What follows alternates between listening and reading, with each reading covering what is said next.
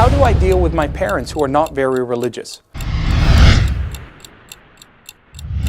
With the utmost respect and love.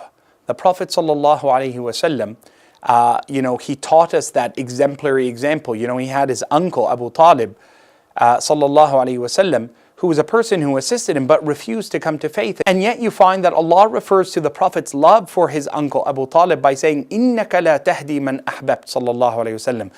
You're not going to be able to convince to guidance even the one that you love, meaning his uncle sallallahu alayhi wasallam. And that shows us that the Prophet loved him even though he wasn't a person who was of any faith or faithfulness in the Messenger sallallahu alayhi wasallam.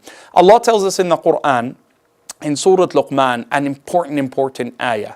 وَإِن جَاهَدَاكَ, if they were to strive and struggle, to use all their means, عَلَىٰ أَن تُشْرِكَ بِي مَا لَيْسَ لَكَ بِهِ عِلْمٍ, in a way and in a capacity that would make you take partners in worship other than me, to disbelieve in me, فَلَا تُطِعْهُمَا, don't obey them in this regard, وَصَاحِبْهُمَا فِي الدُّنْيَا مَعْرُوفًا, but rather maintain the most exemplary, kind, ihsan, and relationship with them, في الدنيا معروفة, in equity and in love that you interchange between them. This is the standard of Allah and the standard of our habit of the Prophet Muhammad sallallahu alaihi wasallam. So what should you ask for your parents and what do you want for them? 3 things. Make dua that Allah opens their heart to the light of the Quran and the light of the Sunnah of the Prophet sallallahu alaihi wasallam. Number 2, don't argue about the matters of faith. لَكُمْ دِينُكُمْ وَلِيَ دِينٍ.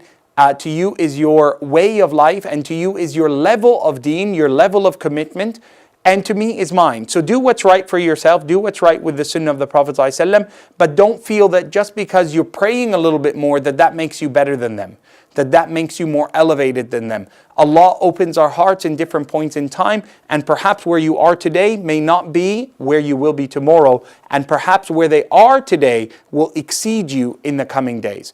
Number 3, don't ever have that pride that Allah subhanahu wa ta'ala has blessed you with a level of guidance that makes you look down at others. Just for you to ask the question and say that they're not religious makes you kind of pre-assume that Allah has judgment on them, and that through your eyes. Allah knows how committed our hearts are and how committed our dealings are. So encourage them to do good deeds, not by commanding them, but by joining them and having them join you in good deeds. You'd be surprised how often our parents will flow if we are persistent with kindness and compassion in that which is right and that which is blessed. And may Allah open our hearts to the truth and the hearts of our parents.